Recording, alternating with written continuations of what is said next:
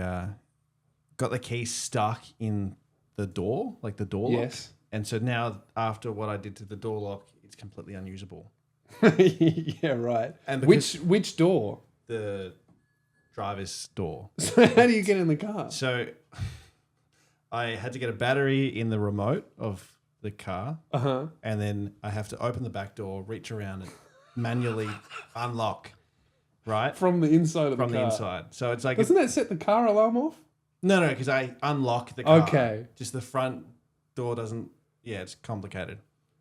That's so funny. But because of that day when the key got stuck in the lock of the driver's door and I was bending it so much, the key became really weak. Yes.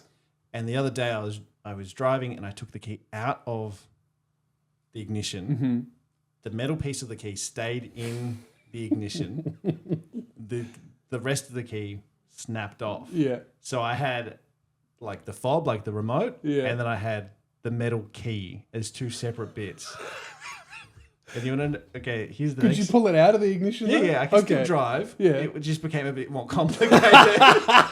So you've got like the little like this and no handle on the key. Yeah, that's awesome. So how it was working? Yeah, this is it working well.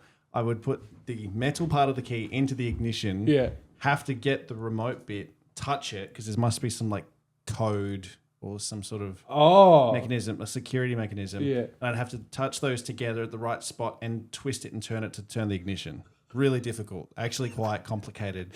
But I worked it out. So you couldn't just like get a spanner. No. It had to be the actual combo. Key. Oh, it had to be the combo of the worst combo ever. And mind you, not anymore, but up until about a week ago, I should say. Yes. I always kept my $6,000 of camera gear, my $2,000 of podcast equipment, and my other very expensive podcast equipment in the boot of my car. Yeah. I don't do that anymore after this. Anyway, so there's a battery in a key lock. In like a plastic case, which is what this is all in. I had some friends visit in town. They were staying on the other side of town from where I live. I went to meet them, and as I'm driving there, I haven't realized that the actual plastic piece of the key on my key ring has become loose and let the remote fall out. This key is just disintegrating in every possible way. So I'm driving to see my friends. I get out of the car, I take the Your key has been cursed, like it's got the Final Destination curse. Just keeps breaking in cruel and unusual ways. We're meeting at like their apartment to go to the pub. Yeah. I take the key out of the ignition, the metal part of the key out of the ignition. Yes. And then on my key ring, I have what I looked at it and I saw the black black plastic of the key. Yeah. I go, I'm all good. Put it in my pocket, manually lock the door, and then walk away. Yeah. I meet up with my friends, and then I say, how fucking stupid is this? Look at this combo that I have to use to get into my car. Then I realize there's no remote. Yeah. And then I go, oh, fuck. Anyway, I've locked the remote of the car inside the car. I don't have a spare. So what do you do? I tried everything. We tried to pull the window down. We tried to get tape to pull the window down. I ordered on Amazon inflatable little things that you slide into the edge of the car door to inflate it to like pop the door out. Yeah. Didn't work. Yeah. I got a metal pole to try and stick it in and maneuver it to unlock the door. Didn't work. Took 3 days of me trying this for hours. Yeah. I was there one day. How much money are you trying to save? $400 or $500. Okay. Yeah. I also highly doubt that a locksmith would have been able to help me. Well, yeah, they'd have to break into the car and then make a new key. Well, yeah, what happens when you lose your key? They have to make a new one. I'm there. I'm on this street in this nice neighborhood, breaking in for 3 days. Yeah. The dad comes out and goes, "Bruv, I've seen you here for 3 days. What's happening?" That's real broke energy. Is like, I'm trying to break into my own car so I don't have to pay a call out fee. How embarrassing. And then he goes, all right. Okay, I'll be back. Let me go get something to help you. He comes back with what I thought was just coat hangers. Because he was trying to help me break in that way. And I go, fuck, this isn't going to work. I don't know what to do. I'm going to have to break one of the windows. Yeah. And he goes, yeah, all good. Thought so. And he pulls out a hammer. I just smashed the back window in. That's good. Happy ending. So you've got your key and you can... Yeah. You rebuilt your broken key? I rebuilt it with lots of tape. Do you have it? No. We ended up taking Phoebe's car down. Oh, that's hilarious. So you need to get a new key. I got to get a new car. My car rego runs out in like 3 days, so I'm thinking I might just not renew it. That's probably a good move. And then I might, whenever I do need to come to Melbourne, I just rent a car. Yeah. Yeah, I like it. Short-term fix. Or stop living in Canberra. Have you thought about that? Dude, I love Canberra. Do you know how angry it makes me when I cross the fucking border into Melbourne? Like once I get into Melbourne, I'm like on a different level of frustration today because I've dealt with traffic. It took me an hour to get here from Frankston. This is why I'm saying we need to move to Tel Aviv. I think we'd both be happier. Should not take me an hour to get here. No. Lawless and seafood. No, just joking. Just having a laugh. It like everywhere I've had to drive today has just taken so much longer because of fucking traffic. Guess what? There's not in Canberra. Traffic. Attractions. Young people. Yeah, there's lots of you. Okay. I recently moved into a beautiful apartment. I love it. Full of oldies. And I love a chat. Do you love a chat in an elevator? I'm a real chat. Yeah, I do. I've gotten really into talking to strangers. I've had to by necessity. I've got no friends left. Everyone's left me. You should move to maybe I should move to Canberra. Perhaps if everyone has left you, you're the issue and you need to move. So if Greeley and I need to kill myself. You're right. No. I'm picking up what you're putting down here. If everyone's moved away, you need to move away. Yeah. Right. Yeah. Well, that's the plan. But I'm hoping to go to the other side of the planet. That's what I'm. Dude, if I'm going to move, why the fuck would I move to Canberra? I'm going to Tel Aviv. Canberra's okay. Canberra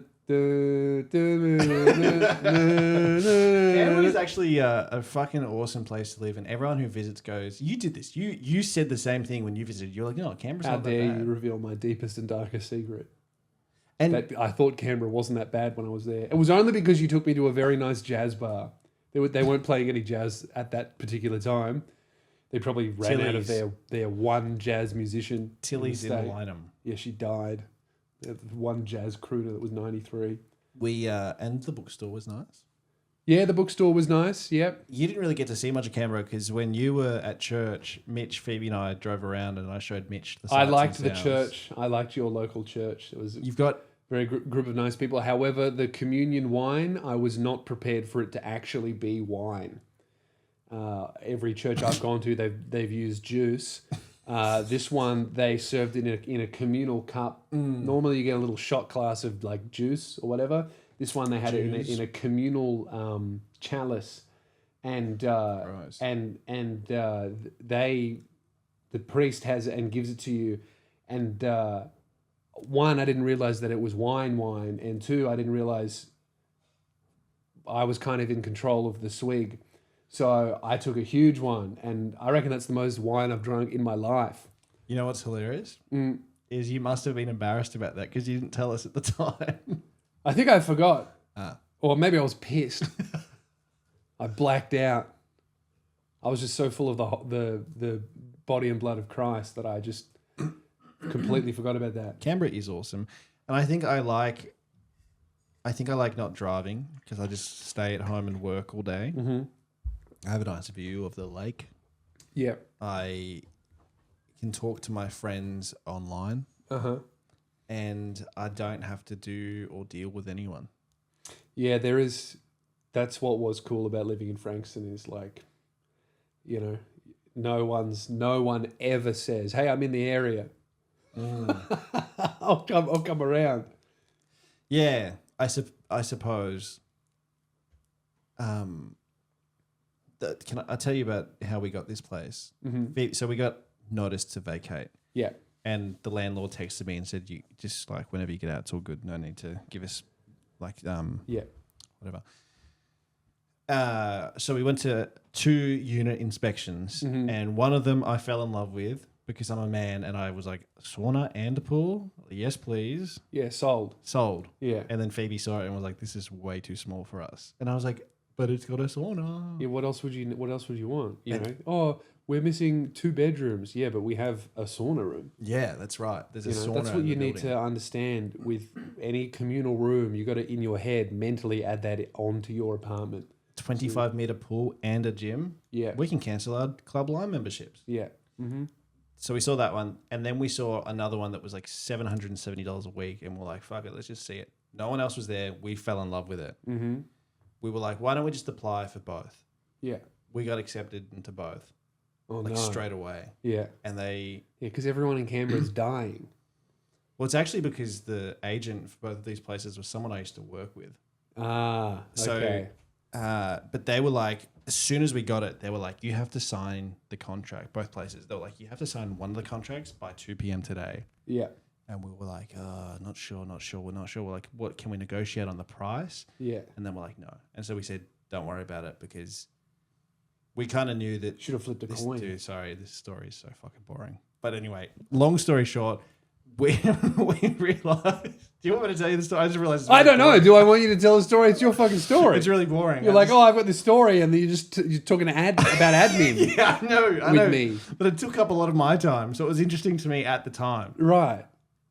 Anyway, you're out of practice talking to people because you live in Canberra. Yeah. You literally sound like the fucking ancient crones that you've been speaking to. Okay. So anyway, and then I had to make a decision by 2 p.m. and that was a big thing because I haven't had to make a decision since the 3 decades ago. Well, you're right. I haven't spoken to people. I haven't had an in-depth conversation with anyone for fucking weeks. Yeah.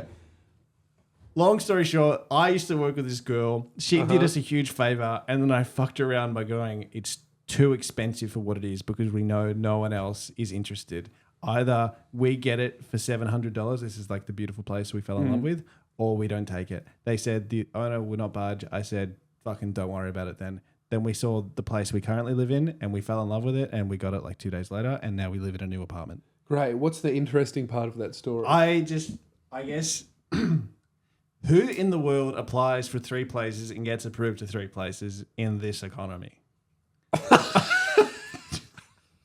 The guy must have the strongest rental application you've ever seen. You need to start selling them like a course. Yeah. You could be a rental application guru. But you don't have the strongest application. You have a man on the inside, as previously established. But the 3rd place was not through the same person. Okay, all right. Okay. What I did was this. Fuck, sorry guys. You've been sleeping with my son. I knew it. I rizzed up the real estate agent of the 3rd place. Oh, okay. I had her laughing. Yeah, we were chatting. Nice. Yeah, dude. How long do you think that guy thought his wife was fucking his son before he was convinced he had to try and catch them in the act? That's what I mean. It's not the video that gets me. It's the I knew it. How long was he noticing things in the house? Like, it's weird. They both seem very tired. Oh, that's strange. Jason had taekwondo and Sarah had yoga at the same time for the last few weeks, but Jason doesn't look any stronger and Sarah doesn't seem to be. Well, she seems a little bit more flexible, but... Why does my bedroom smell like fish and ammonia? Why does my son smell like my wife's pussy? This is very strange. I'm trying to think of what are the warning signs that your wife's fucking your son. That's awesome. I would like to make a formal apology to the audience of this podcast. My rental story was really fucking boring. I'm very sorry. Look, we forgive and my you. key story was really shit. No, I like the key story. That was good. Don't discount everything that you say on this show. Just most of it. Can I also say one more thing? Uh-huh. The rental that we asked to negotiate on price is still up. Okay. That was 3 weeks ago. Great. In this economy, they can't rent it out. Should have rented it to us. I since moving in with my parents, I've been trying a new moisturizer. It's in the... Is it your cum? Yes. Do you ever do that? Huh? As a teenager, did you ever try that? No. No, neither did I. Are you sure? I was just checking, yeah. No. But I've been putting this new moisturizer, and I've been doing that for about a week, and my skin has been so bad. It's not a new moisturizer. It's a brand that I always use, new bottle. And my skin's been so fucking bad, and my face has been itchy, and I've been getting sunburned even though it's really cloudy out. And I couldn't work out what was going on.